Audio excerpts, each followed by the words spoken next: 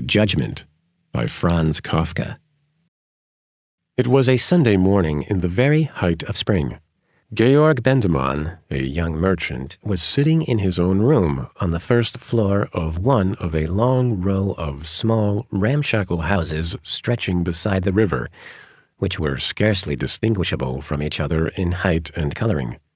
He had just finished a letter to an old friend of his who was now living abroad, had put it into its envelope in a slow and dreamy fashion, and with his elbows propped on the writing table, was gazing out of the window at the river, the bridge, and the hills on the farther bank with their tender green.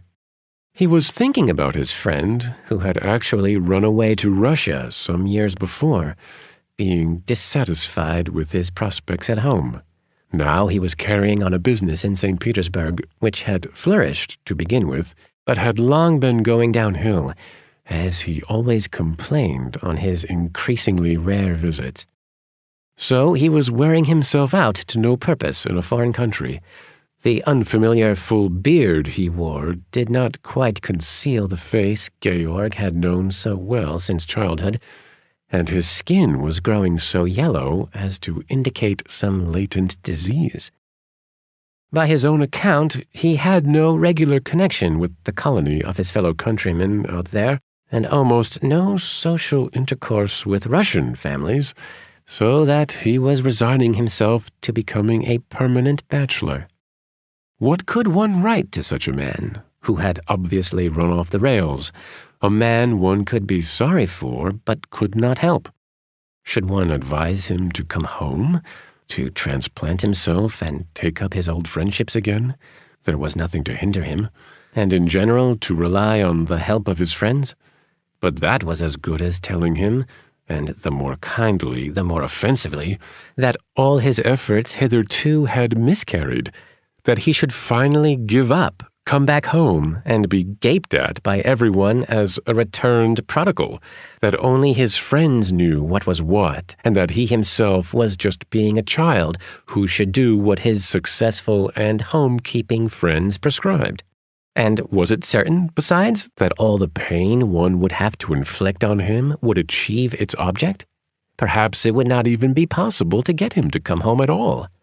He said himself that he was now out of touch with commerce in his native country, and then he would still be left an alien in a foreign land, embittered by his friends' advice, and more than ever estranged from them. But if he did follow their advice, and then didn't fit in at home, not out of malice, of course, but through force of circumstances, couldn't get on with his friends or without them, felt humiliated, couldn't be said to have either friends or a country of his own any longer, wouldn't it have been better for him to stay abroad just as he was? Taking all this into account, how could one be sure that he would make a success of life at home? For such reasons, supposing one wanted to keep up correspondence with him, one could not send him any real news, such as could frankly be told to the most distant acquaintance. It was more than 3 years since his last visit, and for this he offered the lame excuse that the political situation in Russia was too uncertain, which apparently would not permit even the briefest absence of a small businessman, while it allowed hundreds of thousands of Russians to travel peacefully abroad. But during these 3 years, Georg's own position in life had changed a lot. 2 years ago his mother had died, since when he and his father had shared the household together. And his friend had of course been informed of that, and had expressed his sympathy in a letter phrased so dryly that the grief caused by such an event, one had to conclude, could not be realized in a distant country. Since that time, however, Georg had applied himself with greater determination to the business as well as to everything else. Perhaps during his mother's lifetime, his father's insistence on having everything his own way in the business had hindered him from developing any real activity of his own. Perhaps since her death, his father had become less aggressive, although he was still active in the business. Perhaps it was mostly due to an accidental run of good fortune, which was very probable indeed.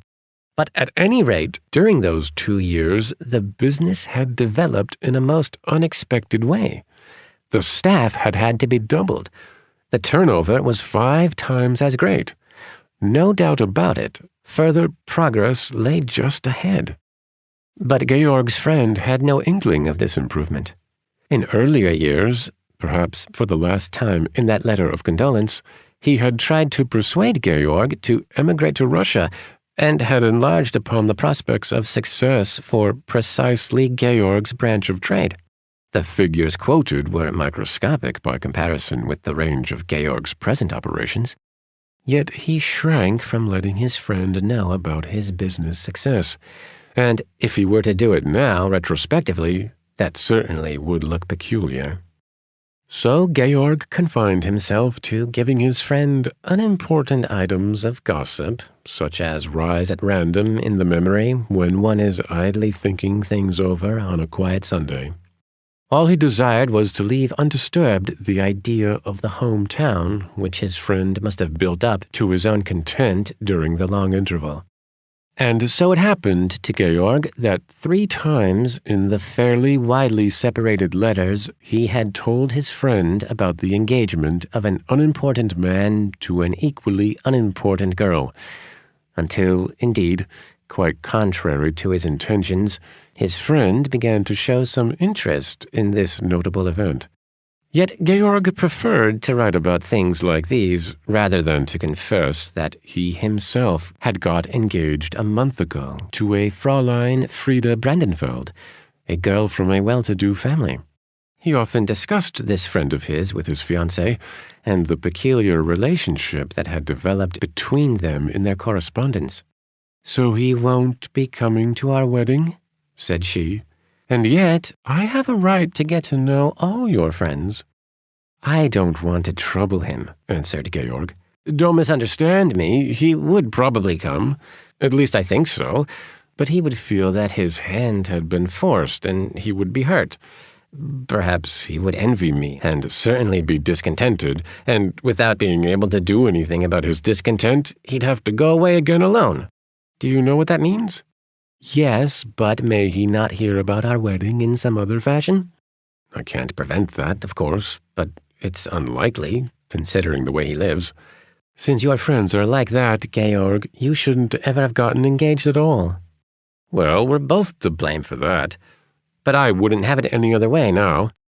And when breathing quickly under his kisses, she still brought out, "All the same, I do feel upset." He thought it could not really involve him in trouble were he to send the news to his friend. "That's the kind of man I am, and he'll just have to take me as I am," he said to himself. "I can't cut myself to another pattern that might make a more suitable friend for him." And, in fact, he did inform his friend, in the long letter he had been writing that Sunday morning, about his engagement, with these words: "I have saved my best news to the end. I have got engaged to a Fräulein Frieda Brandenfeld, a girl from a well-to-do family, who only came to live here a long time after you went away, so that you're hardly likely to know her. There will be time to tell you more about her later. For today, just let me say that I am very happy, and, as between you and me, the only difference in our relationship is that, instead of a quite ordinary kind of friend, you will now have in me a happy friend. Besides that, you will acquire in my fiancée, who sends her warm greetings and will soon write you herself, a genuine friend of the opposite sex, which is not without importance to a bachelor. I know that there are many reasons why you can't come to see us, but would not my wedding be precisely the right occasion for giving all obstacles the go-by? Still, however that may be, do just as seems good to you without regarding any interests but your own." With this letter in hand, Georg had been sitting a long time at the writing table, his face turned toward the window. He had barely acknowledged, with an absent smile, a greeting waved to him from the street by a passing acquaintance. At last he put the letter in his pocket and went out of his room across a small lobby into his father's room, which he had not entered for months. There was, in fact, no need for him to enter it. since he saw his father daily at business, and they took their midday meal together at an eating-house in the evening. It was true, each did as he pleased. Yet even then, unless Georg, as mostly happened, went out with friends, or more recently visited his fiancée, they always sat for a while, each with his newspaper, in their common sitting room. It surprised Georg how dark his father's room was, even on this sunny morning. So it was overshadowed as much as that by the high wall on the other side of the narrow courtyard. His father was sitting by the window in a corner hung with various mementos of Georg's dead mother, reading a newspaper which he held to one side before his eyes in an attempt to overcome a defect of vision. On the table stood the remains of his breakfast, not much of which seemed to have been eaten. "Ah, Georg," said his father, rising at once to meet him. His heavy dressing gown swung open as he walked, and the skirts of it fluttered around him. "My father is still a giant of a man," said Georg to himself. "It's unbearably dark in here," he said aloud. "Yes, it's dark enough," answered his father. "And you've shut the window, too." "I prefer it like that."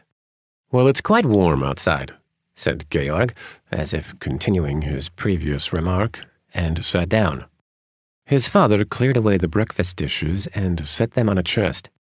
"I really only wanted to tell you," went on Georg, who had been vacantly following the old man's movements, "that I am now sending the news of my engagement to St. Petersburg." He drew the letter a little way from his pocket and let it drop back again. "To St. Petersburg?" asked his father. "To my friend there," said Georg, trying to meet his father's eye. In business hours, he's quite different, he was thinking. How solidly he sits here with his arms crossed.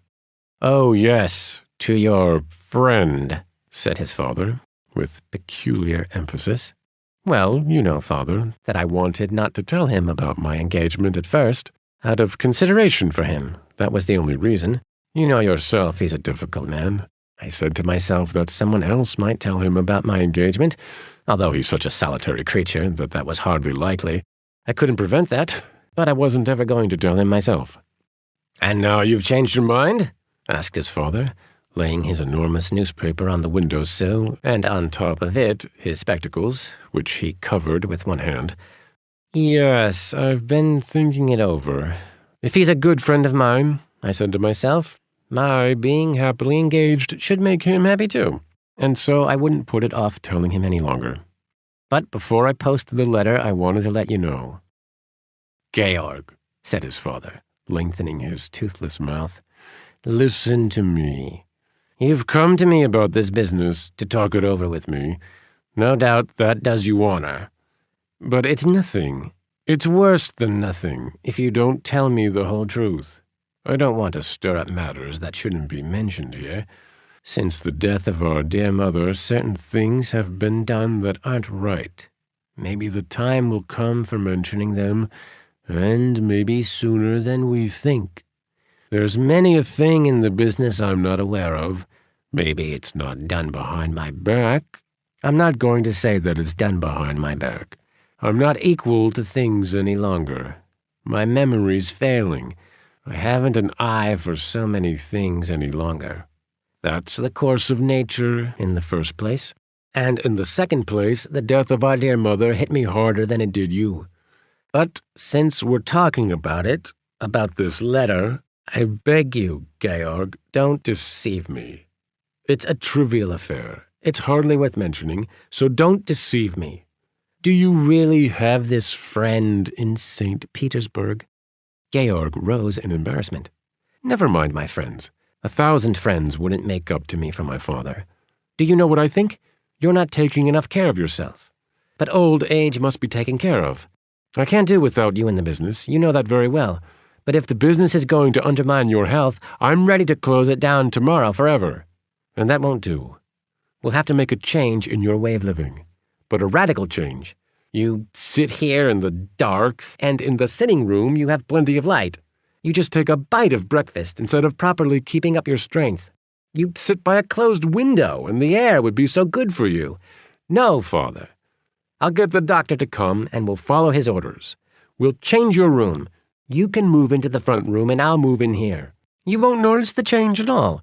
All your things will be moved with you. But there's time for that later. I'll put you to bed for now a little. I'm sure you need the rest. Come, I'll help you take off your things. You'll see I can do it. Or if you would rather go into the front room at once, you can lie down in my bed for the present. That would be the most sensible thing." Georg stood close beside his father, who had let his head, with its unkempt white hair, sink on his chest. "Georg," said his father, in a low voice, without moving. Georg knelt down at once beside his father. In the old man's weary face he saw the pupils, over-large, fixedly looking at him from the corners of the eyes. "You have no friend in St. Petersburg. You've always been a leg-puller, and you haven't even shrunk from pulling my leg. How could you have a friend out there? I can't believe it." "Just think back a bit, father," said Georg, lifting his father from the chair and slipping off his dressing gown as he stood feebly enough.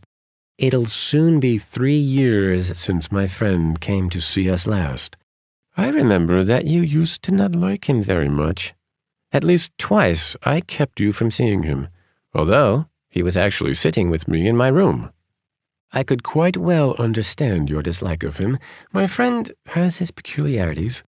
But then, later, you got on with him very well. I was proud because you listened to him and nodded and asked him questions. If you think back, you're bound to remember. He used to tell us the most incredible stories of the Russian Revolution.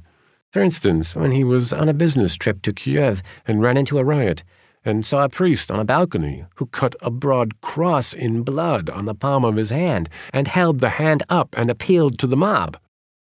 You've told that story yourself once or twice since." Meanwhile, Georg had succeeded in lowering his father down again and carefully taking off the woolen drawers he wore over his linen underpants and socks. The not particularly clean appearance of his underwear made him reproach himself for having been neglectful. It should have certainly been his duty to see that his father had clean changes of underwear. He had not yet explicitly discussed with his bride-to-be what arrangements should be made for his father in the future, for they had both of them silently taken it for granted that the old man would go on living alone in the old house. But now he made a quick, firm decision to take him into his own future establishment. It almost looked, on closer inspection, as if the care he meant to lavish there on his father might come too late. He carried his father to bed in his arms. It gave him a dreadful feeling to notice that while he took the few steps toward the bed, the old man on his breast was playing with his watch chain. He could not lay him down on the bed for a moment, so firmly did he hang onto the watch chain. But as soon as he was laid in bed, all seemed well. He covered himself up and even drew the blankets farther than usual over his shoulders. He looked up at Georg with a not unfriendly eye. "You begin to remember my friend, don't you?" asked Georg, giving him an encouraging nod. "Am I well covered up now?" asked his father, as if he were not able to see whether his feet were properly tucked in or not. "So you find it snug in bed already," said Georg, and tucked the blankets more closely around him. "Am I well covered up?" asked the father once more, seeming to be strangely intent upon the answer. "Don't worry, you're well covered up." "No!" cried his father, cutting short the answer, threw the blankets off with a strength that sent them all flying in a moment, and sprang erect in bed. Only one hand lightly touched the ceiling to steady him. "You wanted to cover me up. I know, my young sprig, but I'm far from being covered up yet. And even if this is the last strength I have, it's enough for you. Too much for you. Of course I know your friend. He would have been a son after my own heart. That's why you've been playing him false all these years. Why else? Do you think I haven't been sorry for him? And that's why you had to lock yourself up in your office? The chief is busy, mustn't be disturbed, just so that you could write your lying little letters to Russia. But thank goodness a father doesn't need to be taught how to see through his son." And now that you thought you'd got him down, so far down that you could set your bottom on him and sit on him and he wouldn't move, then my fine son makes up his mind to get married." Georg stared at the bogey conjured up by his father. His friend in St. Petersburg, whom his father suddenly knew too well, touched his imagination as never before. Lost in the vastness of Russia, he saw him. At the door of an empty, plundered warehouse, he saw him. Among the wreckage of his showcases, the slashed remnants of his wares, the falling gas brackets, he was just standing up.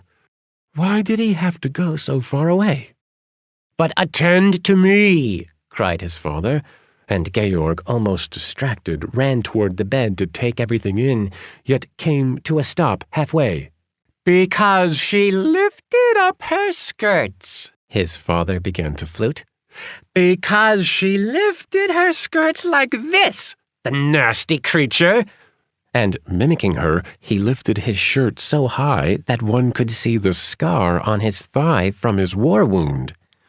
"Because she lifted her skirts like this, and you made up to her, and in order to make free with her undisturbed, you have disgraced your mother's memory, betrayed your friend, and stuck your father in bed so that he can't move. But he can move, or can't he?" And he stood up, quite unsupported, and kicked his legs out. His insight made him radiant. Georg shrank into a corner, as far away from his father as possible.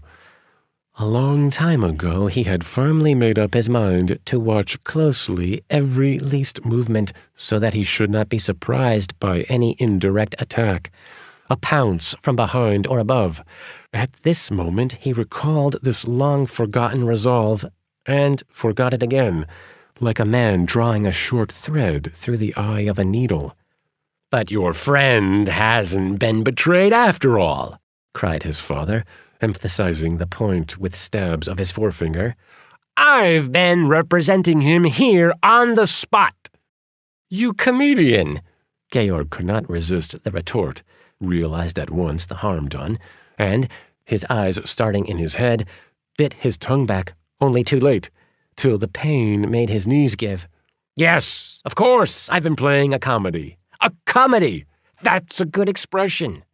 What other comfort was left to a poor old widower? Tell me! And while you're answering me, be you still my living son? What else was left to me in my back room, plagued by a disloyal staff, old to the marrow of my bones?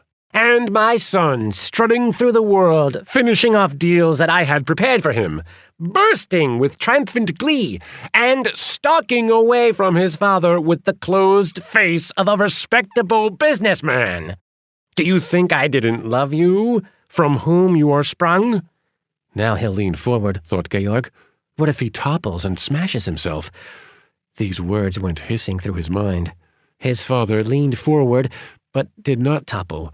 Since Georg did not come any nearer, as he had expected, he straightened himself again. "Stay where you are.